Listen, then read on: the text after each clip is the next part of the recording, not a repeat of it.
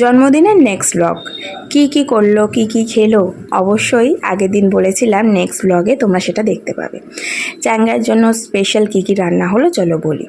দিদিয়া রান্না করে দিয়েছে ভাত, 5 রকম ভাজা, মাছ ভাজা, ডাল, ভেটকি মাছ, চিংড়ি মাছের মালাইকারি, চাটনি, পায়েস, 5 রকম মিষ্টি, 5 রকম ফল।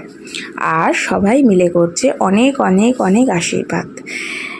এখন থেকেই তো জীবনের একটা পর্ব শুরু হওয়া, তাই না? তো যাই হোক, আর ভারী ভারী কথা বলবো না। তো চ্যাংগাই ফার্স্টে কনফিউজ হয়ে যাচ্ছিল কি করছে, এইগুলো তো প্রত্যেকবারের জন্মদিনে হয় না, এবারে জন্মদিনে কেন একটু স্পেশাল হচ্ছে। আর দাদান করছে ইয়ার্কি।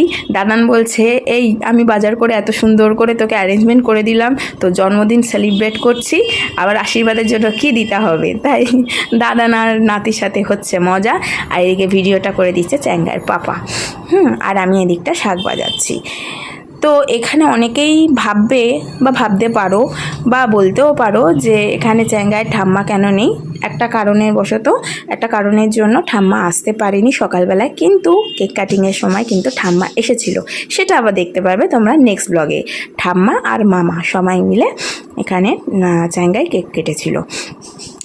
দেখো দাদার আশীর্বাদ করে দিচ্ছে, এবারে পাপার পালা। পাপা আশীর্বাদ করছে, আমিও কিন্তু করেছি, কিন্তু আমি আর এখানে শেয়ার করলাম, কিন্তু ব্লগটা বেশি বড় হয়ে যাবে, ছোট ছোট ক্লিপ করে দিতে হবে না। তো অবশ্যই তোমাদের কেমন লাগছে আমার ব্লগ অবশ্যই কমেন্টে জানিও। আর কি ধরনের ব্লগ দেখতে তোমাদের বেশি ভালো লাগছে সেটাও কিন্তু কমেন্টে জানিও। আর তোমাদেরকেও বলি, আমার চ্যাংগাইকে অনেক অনেক আশীর্বাদ করো, চ্যাংগাইকে যেন আমি মানুষের মতো মানুষ করতে পারি। আগে মানুষের মতো মানুষ হোক, তারপরে তো শিক্ষা তো রয়েইছে, সেটা তো অবশ্যই তোমাদের আশীর্বাদ, ভালোবাসা, সবার ভালোবাসায় ও এগিয়ে যাবে।